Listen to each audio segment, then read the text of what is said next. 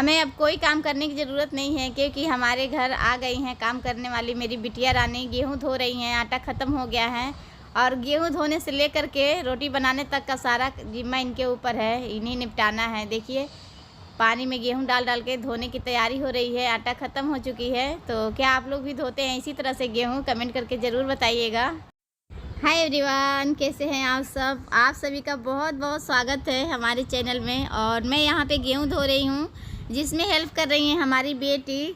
तो जो बच्चे जो देखते हैं ना माँ लोग को करते हुए वही करते हैं। मैं निकाल निकाल के गेहूँ इसमें डाल रही हूँ तो वो भी डाल रही हैं।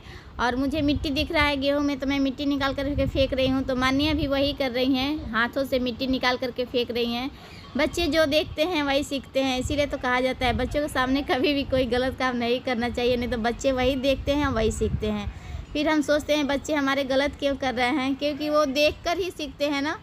तो ये बहुत बड़ी जिम्मेदारी है हर माँ बाप को कि अपने बच्चों के सामने अच्छा आचरण करें ताकि बच्चे भी उसी चीज़ को अपने माइंड में और अपने रूटीन में शामिल करें। और गेहूँ धोने का एक्सपीरियंस मुझे बिल्कुल भी नहीं है। मैं बाहर में रहती हूँ, शुरू से ही पैकेट का आटा ख़रीद करके हम लोग अपना यूज़ करते थे। यहाँ पे जब गांव पे आती हूँ ना तो यहाँ पे गेहूँ मुझे मिल जाता है और उसे धोना सुखाना ये सब करना रहता है। तो यहाँ पे मैं सीखती रहती हूँ। बहुत गेहूँ हमसे ना नीचे भी गिर जाते हैं धोते समय, बचा बचा करके धोती हूँ।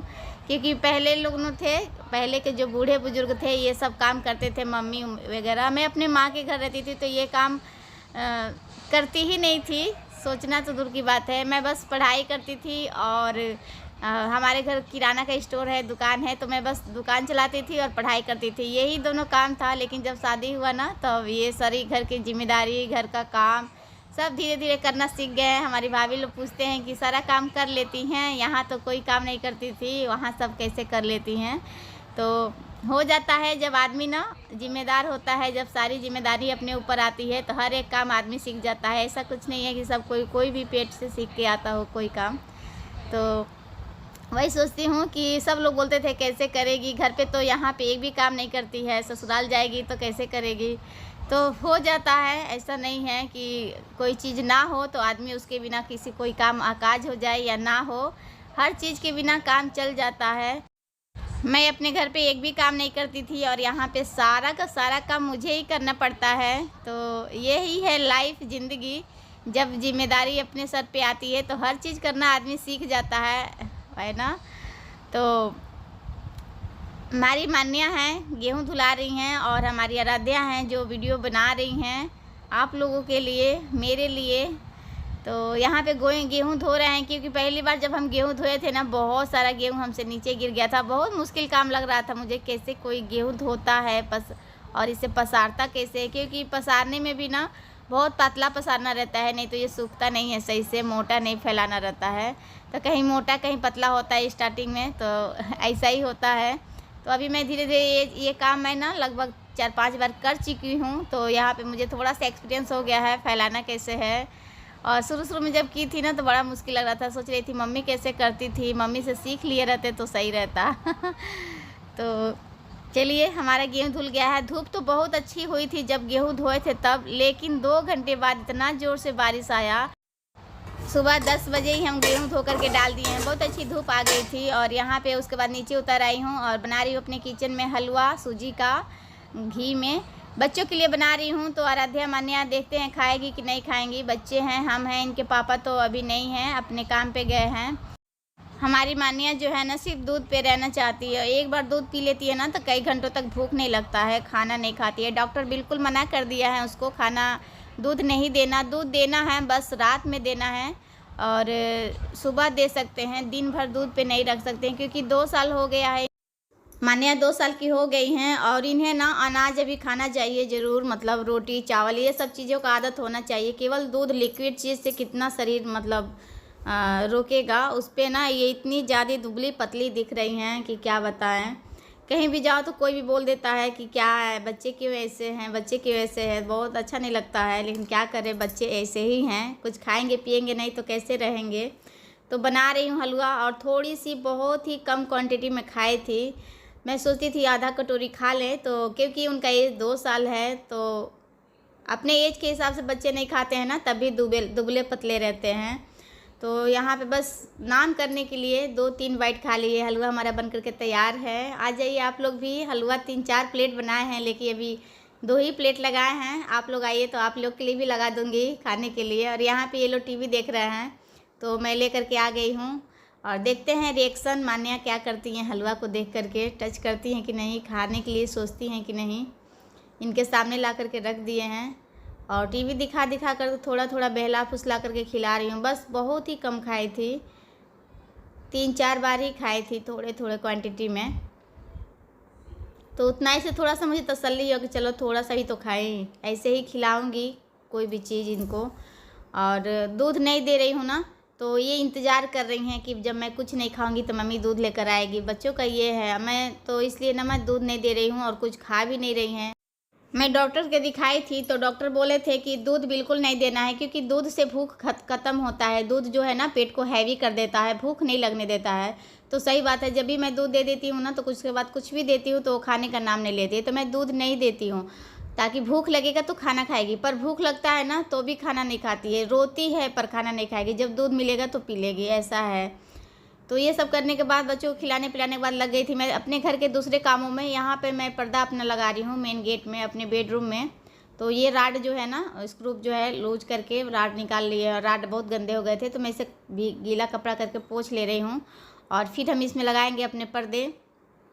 घर पे गए थे तो इसी तरह राड पड़ा हुआ था पूरा, इसमें ना बहुत ज़्यादा धूल मिट्टी लग गई थी, तो इसे भिगो लिए हैं, पोंछ दिए हैं कपड़े से। पर्दे बहुत लंबे लंबे हैं, पर्दों के हिसाब से फंसा करके टांग देंगे। अच्छा लगता है, घर के दरवाजे पे पर्दे लगे रहते हैं ना तो बहुत अच्छा लगता है। दरवाजे पे, खिड़कियों पे पर्दे लगाना बहुत अच्छा लगता है बाहर से देखने में।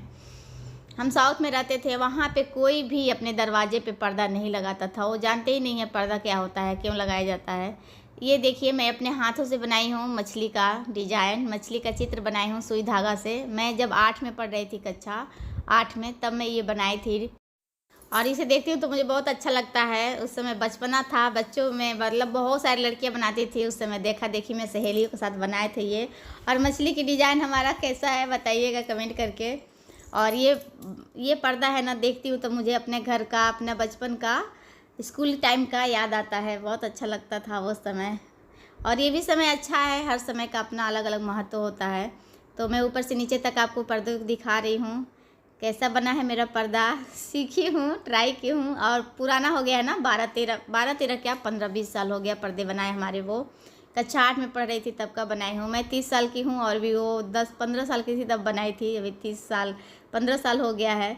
अब पुरानी चीज़ें देखते हैं तो पुरानी बातें याद आती है, पुराना दिन याद आ जाता है। तो पुराने दिन का क्या कहने।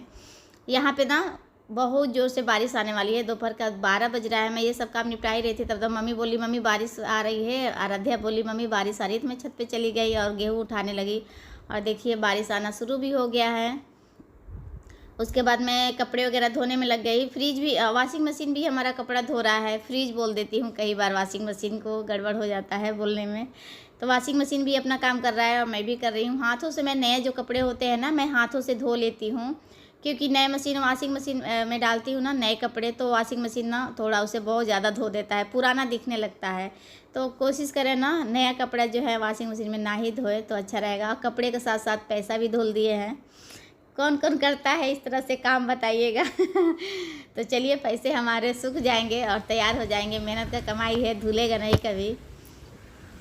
तो इसको रख देंगे सुखा करके। और यहाँ नहीं रखूँगी, यहाँ से उड़ सकता है। घर में रखी थी उसे।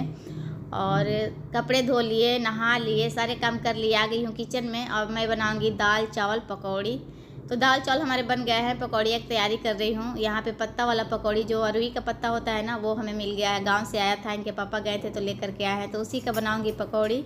बेसन घोल लिए हैं और बेसन में डाले हैं हरी मिर्च का पेस्ट और अदरक नहीं डाले हैं, लहसुन का पेस्ट, काली मिर्च पाउडर, हल्दी पाउडर, धनिया पाउडर, नमक, मिर्च पाउडर, बस इतना डाल करके हम घोल ले रहे हैं बढ़िया से। गाढ़ा घोले हैं, ज़्यादा पतला नहीं। ज़्यादा पतला करते हैं ना तो वो इस पे चिपकता नहीं है पत्तों में।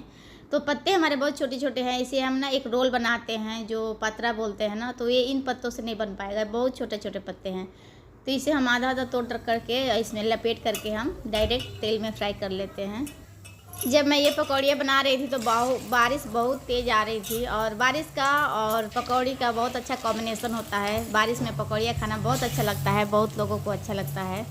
और मैं भी बना रही थी, बारिश को भी इंजॉय कर रही थी। यहाँ पे देखिए कितने अच्छे मेरे करारे करारे फूल करके पकौड़ियाँ तैयार हो गए। अरवी के पत्तों को अच्छे से डुबो करके बेसन में फ्राई कर लिए हैं, और इसे खाएंगे दाल चावल के साथ। आप लोग को भी खाना है तो आ जाइए। प्लेट लगा रही हूँ पकौड़ियों का, यहाँ पे लग चुका है। क्या मौसम हुआ है, कपड़ा धोए हैं और गेहूँ धोए हैं।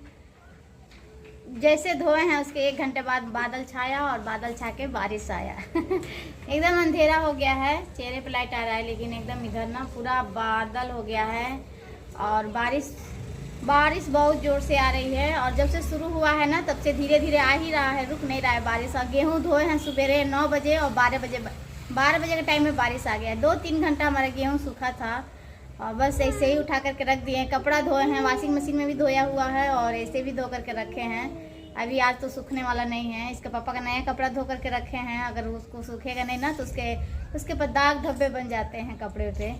तो उसके बाद मैं आ गई हूँ खाने पीने के बाद बच्चों को लेकर के रूम में, और पढ़ा रही हूँ। आराध्या जो है ना पढ़ने का नाम नहीं ले रही है, जिससे मैं बैठूँगी तब थोड़ा सा पढ़ेंगी, एक्टिविटी कर रही हैं।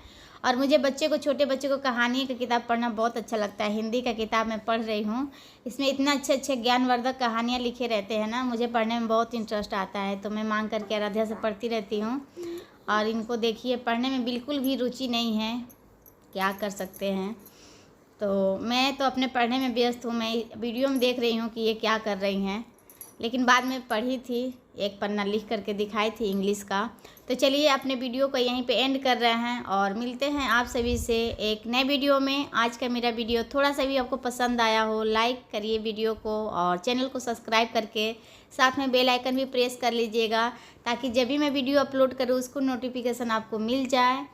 और वीडियो देखने के लिए, अपना कीमती समय देने के लिए आप लोग को दिल से बहुत बहुत धन्यवाद। मिलते हैं एक नए वीडियो में, तब तक के लिए आप लोग हंसते रहिए, मुस्कुराते रहिए, देखते रहिए हमारा चैनल। बाय।